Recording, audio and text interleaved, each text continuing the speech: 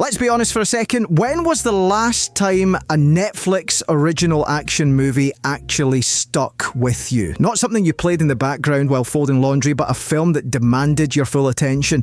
Usually, these streaming blockbusters feel weightless. They have massive budgets, A-list stars, and yet they evaporate from your memory the moment the credits roll.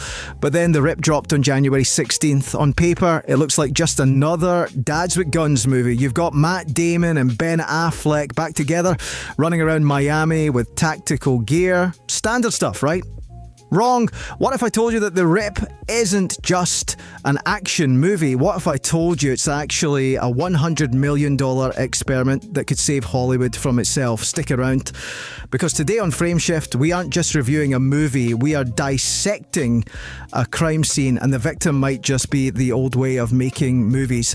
First, let's talk about the vibe. The film is directed by Joe Carnahan. If you know his work, movies like Narc or The Grey, you know he doesn't do glossy, he does gritty, he does loud, he does men making terrible decisions in high pressure situations. The setup here is a classic 90s throwback. We have a team of Miami narcotics officers. They're tired, they're underpaid, and they're burned out. They get a tip about a cartel stash house.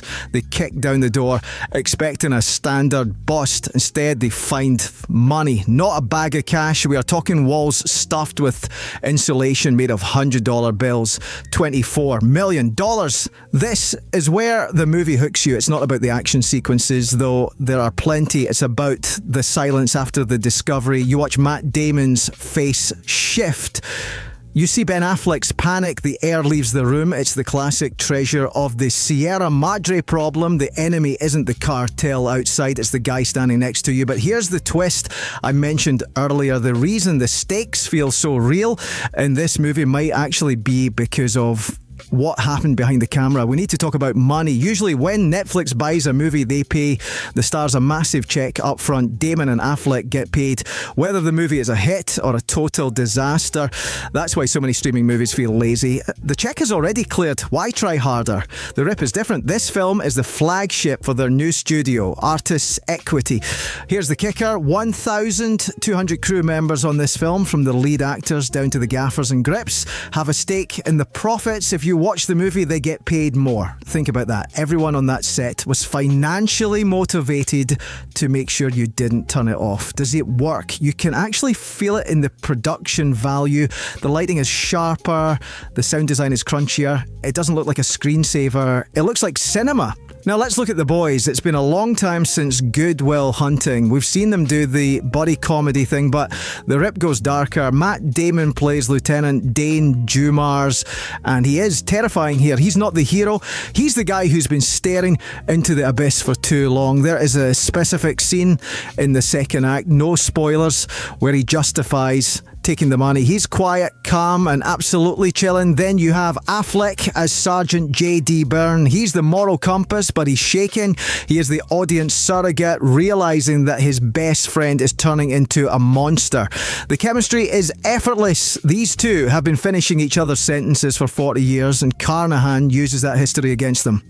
When they fight, it feels like a real argument between brothers. It's messy and it hurts, but I have to ask, do you think Affleck is better when he's panicked or when he's the cool, collected hero?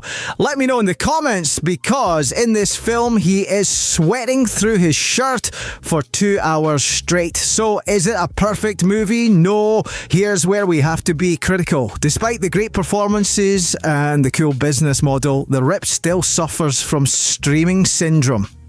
The second act drags. There are about 15 minutes where they are just counting money and arguing. It's tense at first, but then it gets repetitive. You find yourself checking your phone, waiting for the cartel to show up. And when the action finally kicks back in, it's chaotic.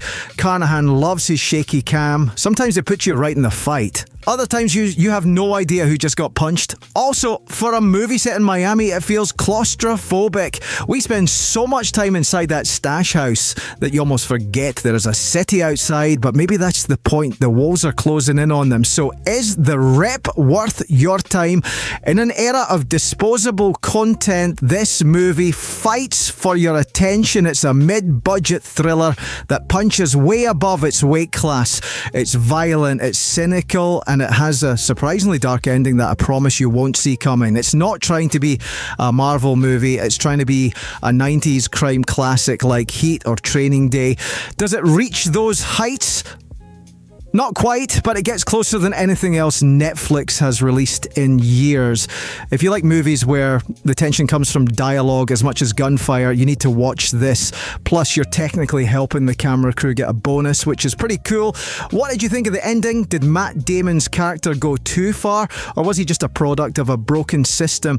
I want to hear your theories in the comments below, and if you want more deep dives into how the industry is shifting and why movies look the way they do, make sure you hit that subscribe button. We are just scratching the surface of the 2026 film slate. I'll see you in the next one.